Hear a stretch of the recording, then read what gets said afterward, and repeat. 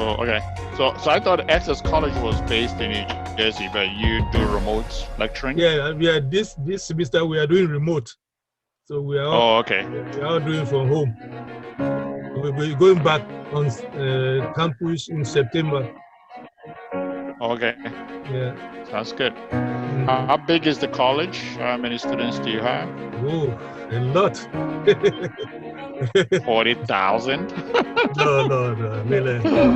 We have two campuses, and between the two, maybe about some. It depends on the minister, but we could get up to close to 20,000 students. Close to. Oh, okay. The two, yeah. Pretty big. And you guys are a degree awarded college or associate degree?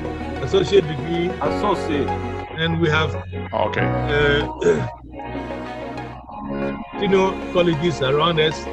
Our students just going to the third year after our college straight. Yes. Oh, okay. It's almost like the community colleges in California where they're feeders for the university system. We have NJIT, New Jersey Institute of Technology, right next door. And Rutgers University also right next door. Right, we are right next to each other. So, we sent quite a few students over there. Hello, Professor Felix Adusai. Can you hear me? Yeah, I can hear you. Okay. Good. Welcome. I wonder where the other people are. We're glad to have you. And as you know, we have our a special guest who's doing us proud, giving us this event. 605. Dr. Aouad, I think we've got to start because he doesn't have a lot of time. If it's just the four of us, then we can just do it very informally and keep moving, right? There's no need to do any elaborate introduction, or are there more than the four of us? Well, I mean, we suppose more people are going to come, but if they come and meet us in the middle, then they just join. So we can do it the way. Okay. So I'm grateful for you guys inviting me to give this talk, and I just want to give you a brief description of what we do. So we basically, my job at JPL is usually on Mars, and it's on planetary exploration, especially robotic planetary exploration, and it's mostly been focused on Mars. Mars today, as we know, is very cold, and it's a desert. I've been working on Mars for the probably past 20 years. I work on all the rover and lander missions to Mars.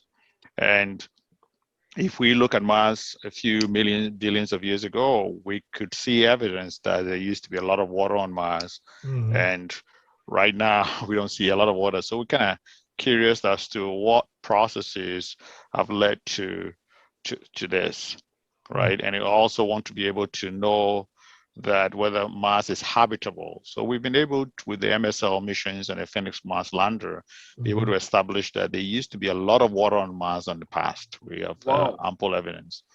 And with curiosity, a decade ago, we've been able to establish that Mars can be a habitable environment. So our next mission to Mars is to look for evidence of extant life, or any evidence of fossils and things. On Earth, it's because Earth there's seismic events. There's very active. The evidence for very old rocks and other things are buried. So we don't see a lot of this. So if we're looking at things that are very old we can't find that on Earth. But Mars has been preserved for a long time. We might be able to find some of these giga-annum rocks. I show you, around Earth where we can see these types of rocks. So I'll skip this one. So when we go to Mars with Perseverance, what should we look for to be able to detect whether there's been microbial life or extant life on Mars? So these are the type of things we're looking for. We're looking for microbial biosignatures. So our payloads are been designed to be able to detect, when we combine this payload spectra, we should be able to tell whether there's any microbial signatures on there. And we know on Earth, we can travel to Shark Bay and we can see the modern stratum lights around. These are microbial life that we see on Earth, and these are the type of things that we're looking for, rocks of this nature that we can be able to look at them and be able to glean into the past.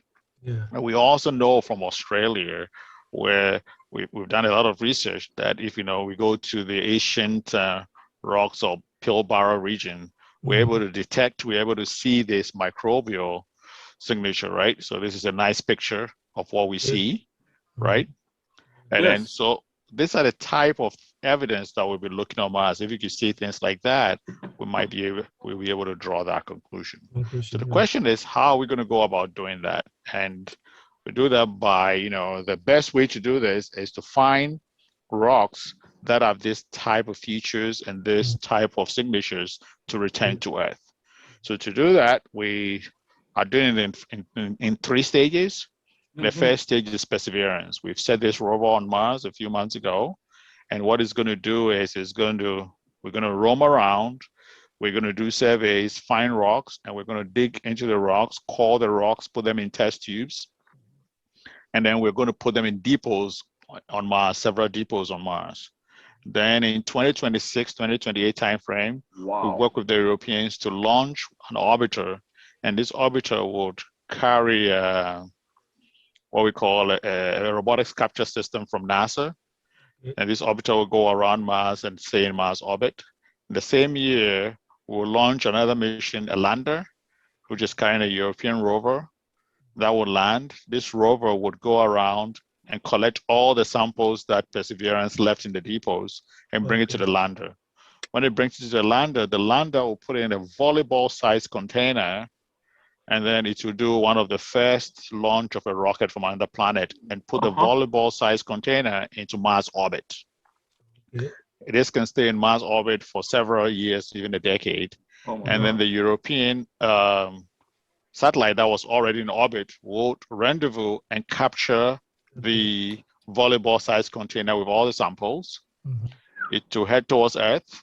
It will release it into the Earth capture region. And then it would, and the European spacecraft will fly away. And then this will land in the Utah desert in the United States.